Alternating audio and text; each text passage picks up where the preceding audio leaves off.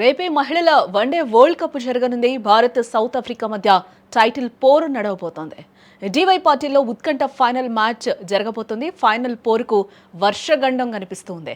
రేపు మహారాష్ట్రకు yellow alert అయితే జారీ చేయడం జరిగింది. రిజర్వ్ డే కూడా వర్షం పడే ఛాన్స్ అయితే కనిపిస్తుందని చెప్తున్నారు.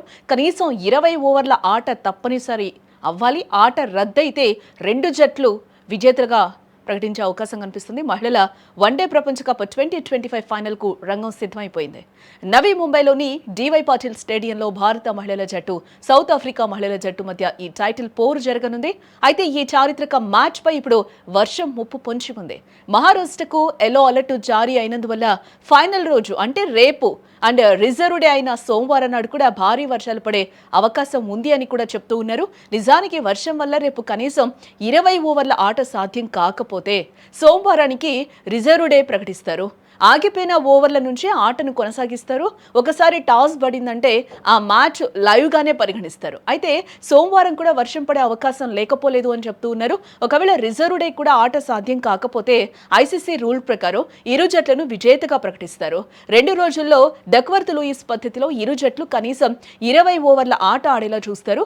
అది కూడా సాధ్యం కాకపోతేనే మ్యాచ్ను రద్దు చేసే అవకాశాలు ఇక్కడ కనిపిస్తూ ఉన్నాయి. మహిళల వన్డే ప్రపంచ కప్ను టీమిండియా తొలిసారి సగర్వంగా అందుకోవాలని అభిమానులు ఆతృతగా ఎదురు చూస్తూ ఉన్నారు.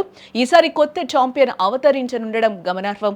టైటిల్ పోరుకు వచ్చిన దక్షిణాఫ్రికా కూడా ఇప్పటి వరకు ఒక్కసారి కూడా కప్ నైతే గెలవలేదు. ఈ మెగా ట్రోఫీలో ఇరు జట్లు ఒకసారి తలపడ్డాయి. విజయాన్ని భారత్ నుంచి సఫారీ జట్టు లాగేసుకుంది.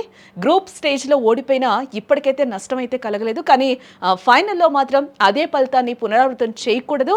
ఇక్కడ ట్రోఫీనే కోల్పోవాల్సి వస్తుంది. అలా జరగకుండా ఉండాలంటే ఆ జట్టు బలాలపై దెబ్బ కొట్టాలి.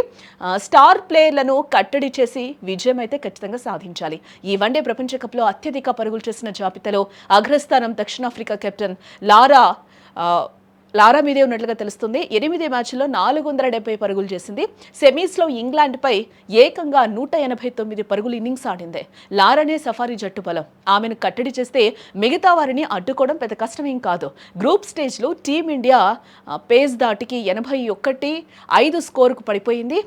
ఓవైపు లారా క్రీజ్లో పాతుకుపోయింది. ఆ తర్వాత మన బౌలర్లు పట్టు వదలటంతో ఆఖర్లో నదీనిడే క్లార్క్ 84 అలాగే బ్రెయిన్ 49 విజృంభించి తమ జట్టును అయితే గెలిపించారు. మరోసారి వీరిపై దృష్టి పెట్టాల్సిందే. ఎందుకంటే సెమీస్లోనూ లారా ఆడకుండా ఉండుంటే ఇంగ్లాండ్పై 319 పరుగులు దక్షిణాఫ్రికా భారీ స్కోర్ చేసి ఉండేది కాదు. అందుకే రేణుకా ఠాకూర్, క్రాంతి గౌడ్ టాప్ ఆర్డర్ పనిబడితే స్పిన్నర్లు శ్రీచరణి, దీప్తి శర్మ, రాధా యాదవ్, స్నేహరాణా మిగతా బ్యాటర్లను త్వరగా అవుట్ చేయాలి. ఇక సఫారీ జట్టు బౌలింగ్తోనూ భారత్కు ఇబ్బందులు తప్పవు.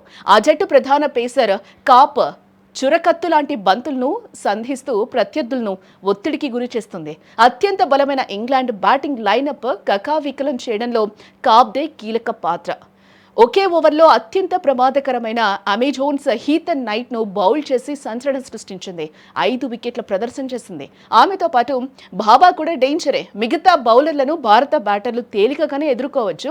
అయితే పిచ్ స్పిన్కు అనుకూలంగా ఉంటే మాత్రం ట్రైన్తోనూ జాగ్రత్త పడాల్సిందే.